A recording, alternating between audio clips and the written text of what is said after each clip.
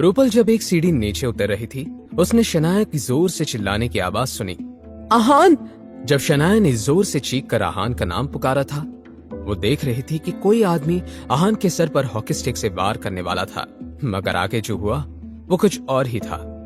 शनाया और रूपल ने देखा कि जिस गुंडे ने अपनी हॉकी स्टिक आहान की तरफ बढ़ाई थी, आहान ने उस गुंडे का हाथ मरोड़कर 1 सेकंड के अंदर अंदर उसे जमीन पर लिटा दिया था। अब जब आहान ने उन गुंडों के एक साथी को धूल चटा दी थी, तो बाकी सब भी एक एक करके आहान पर अटैक करने लगे। लेकिन आहान, उसके फाइटिंग स्किल्स जिस लेवल पर थे, उसके बाद शायद ही वो चारों मिलकर आहान का बाल भी बांका कर पाते। जब आहान की ये फाइटिंग सीक्वेंस चल रहा था, शनाया और रूपल अपनी पलकें झपकाए बिना ये सीन देख रही थी। शनाया ने आहान की तरफ देखते हुए रूपल से कहा, यार रूपल, मेरा हबी कितना हैंडसम लग रहा है यार, सेम टू सेम किसी साउथ इंडियन फिल्म के एक्शन हीरो जैसा लग रहा है।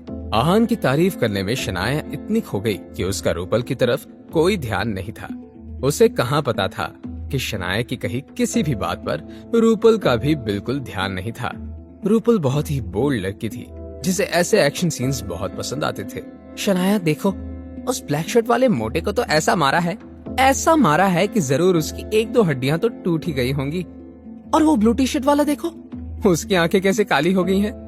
वाह यार, इन लोगों को ऐसी धुलाई होते हुए देखकर मुझे बड़ा सुकून मिल रहा है। रूपल के चेहरे को देखकर ये बात कोई भी बता सकता था कि वो अपने सामने इस सीन को कितना एंजॉय कर रही थी। कुछ देर उन गुंडों को पीटने के बाद आहान रुक गया। आहान ने फिर उस गुंडे का कॉलर पकड़ा और उससे सवाल करते हुए कहा, अब तुम बताओगे कि तुम सब कौन हो और तुम्हें किसने भेजा है? भाई, वो हम लोगों को मनाली से बुलाया था। वे चाहते थे कि इस पते पर आकर हम रूपल गुप्ता को अपने साथ मनाली ले जाएं। और जिस आदमी ने हमें यहाँ भेजा है ना, उसका नाम मैं आपको नहीं बता सकता।